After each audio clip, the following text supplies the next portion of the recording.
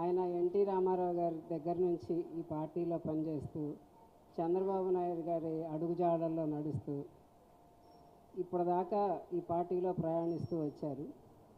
శ్రీని గారు చెప్పినట్టు మా ఇంట్లో కన్నా తెనాలి ఈ 15 సంవత్సరాల్లో ఆయన తెనాలి వెళ్ళని రోజు కానీ ఒక్కొక్క రోజు 2-3 సార్లు కూడా వెళ్ళి అక్కడ పనులు చూడటం జరిగింది.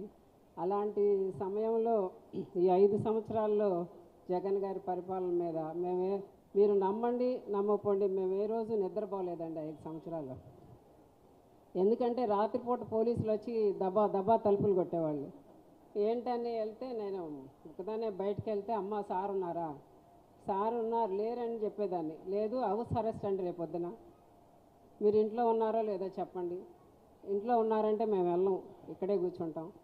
ఏంటండి పొద్దున్నే పోలీసులు వాకింగ్కి వెళ్ళడానికి లేదు ఏం చేయాలంటే మనం ఈ టైంలో ఇంట్లో కూర్చుంటే కుదరదు, పోరాటం చేయాలి, ఈ ప్రభుత్వం గురించి ఎదుర్కోవాలని అట్లాంటి పోరాటం చేసిన వ్యక్తికి కూటమి తప్పదు అనుకొని బాబు గారు తెనాలి సీటు త్యాగం చేయాల్సి వచ్చినప్పుడు ఆయన తమాయించుకొని తప్పదు కదా అని సర్దుకున్న నేను, మా కుటుంబం, తెనాలి ప్రజలు చాలా నిజంగా చెప్పాలంటే చాలా బాధపడ్డాం.